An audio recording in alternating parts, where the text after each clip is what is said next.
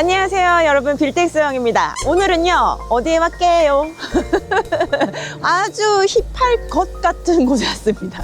바로 물레동입니다. 자, 이 물레동은요 제가 최근에 가장 많이 들은 게 제2의 성수가 될 곳인가요? 라는 질문입니다. 저의 답변을 드리자면 물레는 제2의 성수라기보다는요 그냥 물레 자체의 개성이 있는 물레일 수밖에 없다. 전 이렇게 말씀드릴 수 있을 것 같아요. 물레 과거, 현재, 미래를 보여드리러 와 있거든요. 지금 직접 보러 가시죠.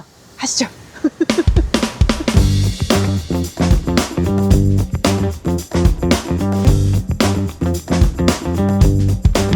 네, 지금 저희가 이 길을 따라서 걷고 있는데 이 길 바로 오른쪽에 보시면요 이렇게 공장들이 여실히 보여집니다. 아직까지 이렇게 공장들이 있어요. 옛날에 철공소들이 있었는데 그 자리에 변한 곳도 있지만 이렇게 여전히 남아있는 곳도 있습니다. 그래서 양쪽에 보시면 양쪽 다 지금 철공소예요. 너무 신기하거든요. 이런 데가 서울에 어디 있겠습니까? 근데 이랬던 데가 예전에 성수였어요. 네, 성수에서 그런 게 발전이 된 거고, 물레는 아직도 전체 100%는 아니지만 이렇게 여실히 남아있는 곳이 있다는 거예요. 이 물레의 우리가 과거를 보면요 이름에서 알 수 있어요. 물레가 뭐냐면 옛날에 방직 공장이 많았었어요. 그래서 그 물레, 돌아가는 물레, 거기서 이름이 따서 진짜 물레라고 됐다고 합니다. 사실 이 물레는 처음부터 공장이 이렇게 많았던 게 아니고 이 공장에서 근무하시는 직원분들의 숙소가 있었던 곳이었대요. 굉장히 작기 때문에 숙소로밖에 쓸 수 없다고 하는데, 그러니까 전체적인 규모로 보면 사실 그렇게 큰 사이즈는 아닙니다. 그래서 그게 지금 우리가 가장 힙한 성수동 연무장길하고 비교를 해보시면 알 거예요. 성수동이 연무장길이 왜 그렇게 발전을 할 수 있었는지는 이 규모 차이에 따라 조금 다르거든요. 그래서 물레는 규모가 조금 아쉽다라는 면이 있어서 더딘 그런 면이 있습니다. 그리고 지금 이렇게 쭉 가고 있는데 계속 공장이 나오거든요. 근데 주변에 지금 제 눈에 보이는 거 지식산업센터가 많아요. 이게 바로 뭐겠습니까? 업무죠. 업무 지역이 같이 교집합이 되어져 있어요. 우리가 중공업 지역의 장점이 뭐겠어요? 400% 용적률이죠. 그래서 주변에 이렇게 지식산업센터나 이런 것들이 들어올 수 있는 겁니다. 여기에 지금 지식산업센터밖에 안 보이지만 지금 우리가 여의도 영등포에 개발되는 이슈를 살펴보면 이제는 뭐까지 포함이 되냐면 재건축 재개발되는 주택이 어마어마합니다. 그래서 최근에 우리가 재개발 1지구는 거의 끝물에 왔어요. 그래서 이제 개발이 되기 직전이고, 그리고 요 창작촌 왼쪽에 보시면 그쪽에는 이제 삼성에서 이미 수주를 따내서 열심히 진행 중입니다. 25년도에 그쪽 지역, 이 창작촌 왼쪽에 있는 지역 구간을 가보면 거래가 엄청 활발해요. 이 재건축 재개발 이슈 때문에. 그래서 그런 투자도 엄청나게 이루어지고 있다는 거. 그리고 이쪽에 지금 예술가 창작촌이 있잖아요. 그게 발전하게 된 계기는 사실은 원래 홍대, 연남 이런 곳에서 예술가들이 이쪽으로 넘어오면서 생긴 거거든요. 왜냐면 홍대, 연남은 일찍부터 많이 발전을 해와서 임대료가 급상승하게 된 거예요. 근데 예술가들은 어때요? 작가나 뭐 미술하시는 분, 그 당시만 해도 배고픈 사람들이 많았단 말이에요. 그분들이 밀려나면서 이쪽 물레로 넘어왔고, 그래서 창작촌이 형성이 된 거거든요. 우리 성수에서 봤던 거 뭐 있었어요? 벽화마을 있었죠. 그게 그대로 또 여기 있습니다. 사실 성수보다는 세련되지 못할 수는 있지만 그래도 똑같이 예술가들의 거리처럼 벽화마을이 있다는 거, 그거 한번 보여드리러 가볼게요. 가보시죠.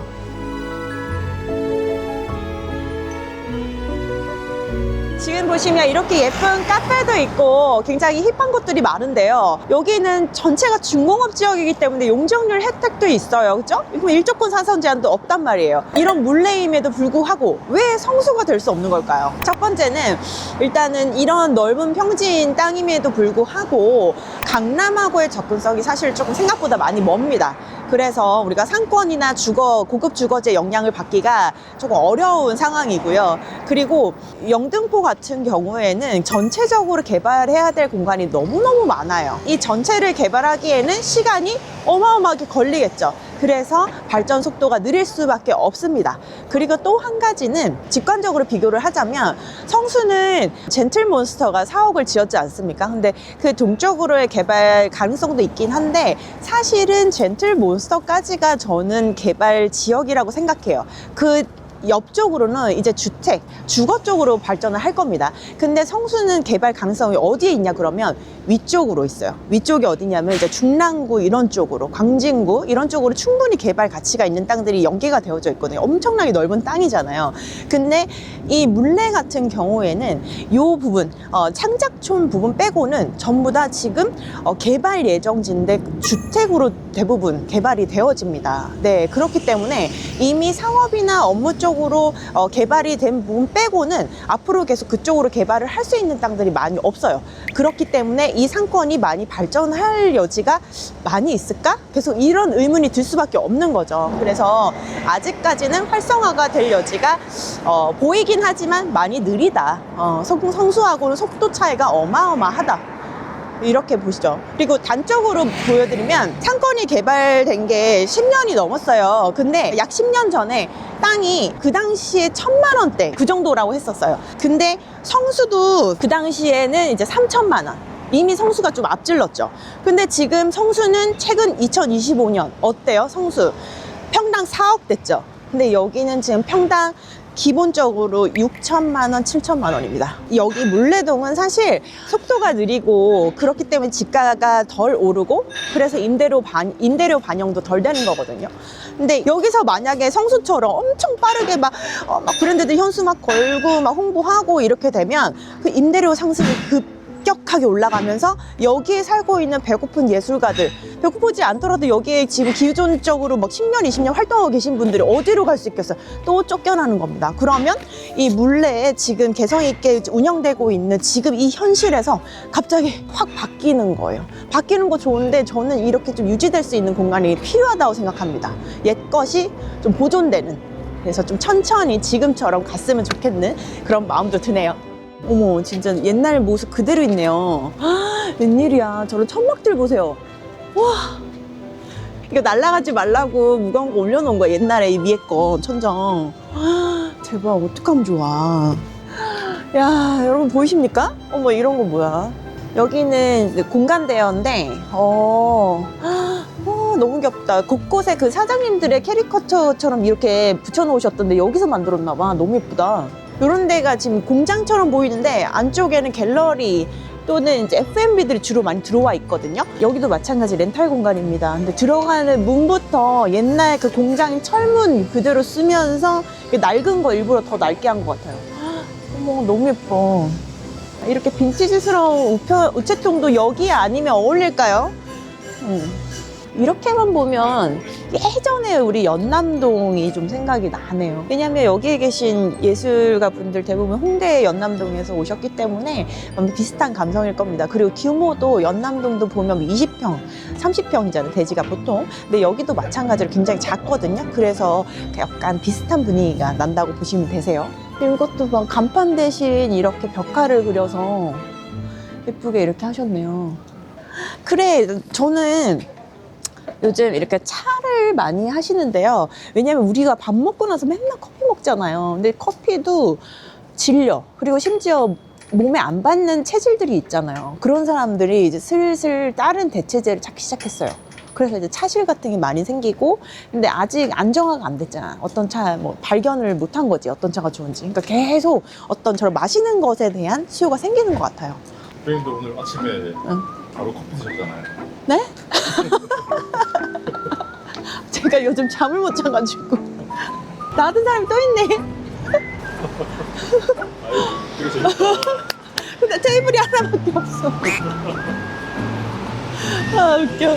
물레 2가를 떠나서 이제 3가로 왔습니다. 지금 좀 전에 보셨던 저쪽 지역보다 훨씬 메인 상권이에요. 그래서 보시면 예전에 우리 성수동 초반에 이런 빨간 색깔 벽돌집이 굉장히 많았거든요.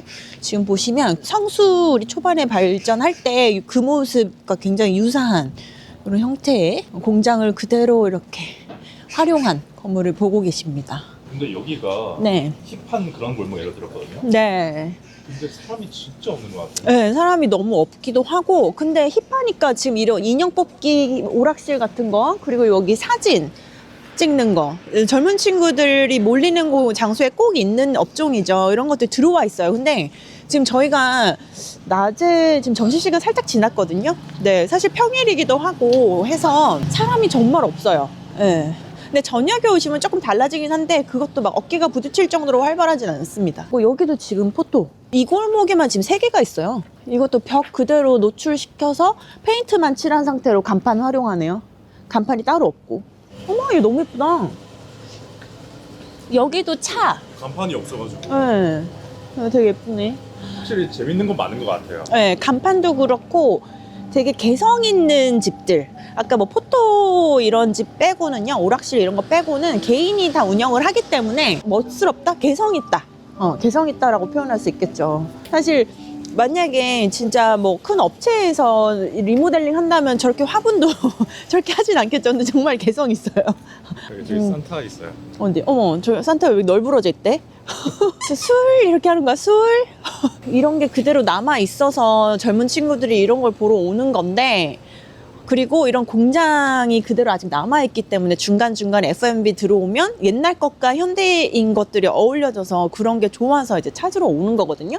근데 지금 성수동과 또 비교를 하자면 여기 없는 게 또 있어요. 외국인이 정말 없죠. 네, 외국인이 들어오려면 뭔가 SNS를 통해서 많이 알려줘야 되고 조금 더 다양해야 돼요. 근데 좀 듬성듬성 있고, 그리고 외국인이 여기 접근해서 여기까지 물레까지 안으로 들어오기에는 접근성이 조금 좋지는 않죠. 물레역에서 도보 7분 정도 거리긴 한데 그게 수월하게 들어올 수 있는 거리는 아니거든요. 네, 그래서 그런 단점들이 있어서 외국인들이 한 명도 없어요, 지금. 저희가 지금까지 뚜벅성 되게 많이 했잖아요. 네. 그 중에서 외국인이 없는 곳은 여기가 처음인 것 같아요. 맞아요. 근데 이렇게 개성이 있는 가게들과 힙하다고 느끼거든요, 오면. 근데도 불구하고 외국인이 정말 한 명도 없어요. 사실은 어떻게 될지 모르는 게, 우리 연남동 맨 처음에 개발할 때, 그 다음 성수동 맨 처음 개발할 때, 개인적으로 진짜 패셔너블하고 트렌디하신 분들이 맨 처음에 그곳을 발견한 거거든요. 그래서 자기들만의 공간을 만들려고 그렇게 시작한 공간이었는데 점차 알게 되면서, 다른 사람들이 알게 되면서 그렇게 발전이 된 거예요. 근데 이 공간이 처음에 발견된 건 꽤 오래됐어요. 10년 정도 됐으니까. 근데 그럼에도 불구하고 아직 발전이 안 되는 거는 좀 아쉽기는 해요. 접근성도 그렇고 교통편도 그렇고 아래쪽에 위치해 있고 이런 단점들이 있기는 한데, SNS만 잘 홍보만 되면 갑자기 뻥 터지는 수도 있어요. 어떻게 될지 몰라요. 그리고 외국인들 요즘 잘 다닙니다. 한국 사람보다 잘 다녀요. 우리가 교통편이 또 좋잖아요. 지하철 이런 게 잘 돼 있잖아요, 한국은. 그래서 잘만 홍보한다면 여기 뜰 수 있는데 되게 아쉽다. 좀 덩치가 있는 브랜드들이 들어와서 개발을 해주면 여기 상당히 좀 재미있어질 텐데 라는 아쉬운 것도 들고, 한편으로는 물레는 물레인데 빨리 발전하면 안 되는데 이런 마음도 들고 좀 헷갈리네요.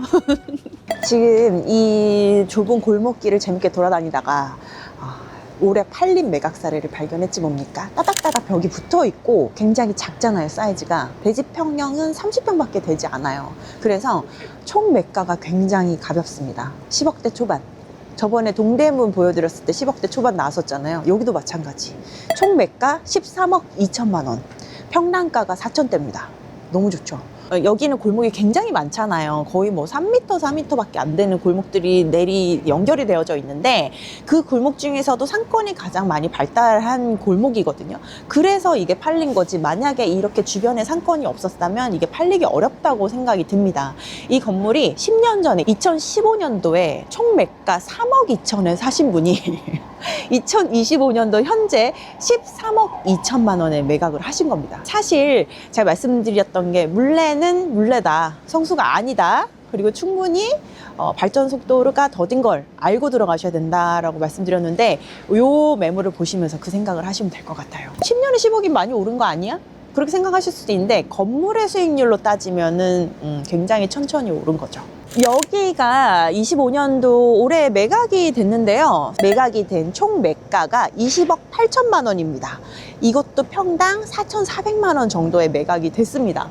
평당으로 따지면 굉장히 좋죠. 그리고 가로로 긴 세모 땅입니다. 그래서 노출도가 굉장히 좋은 부지예요. 그래서 매입을 하셨고, 중공업지인데 4천만 원이라니, 그것도 두 개의 땅이 비슷한 금액으로 이렇게 매각이 됐잖아요. 근데 성수동은 지금 평당 4억 가까이 팔리는데 거의 10배의 차이거든요. 그리고 심지어 25년도에 성수 거래된 것만 해도 10건이 넘어요. 10건이 뭐야, 정말 많이 팔렸잖아요. 근데 이곳 지금 물레동의 거래 사례, 지금 2가, 3가가 있는데 2가의 거래 사례는 단 2건밖에 없습니다.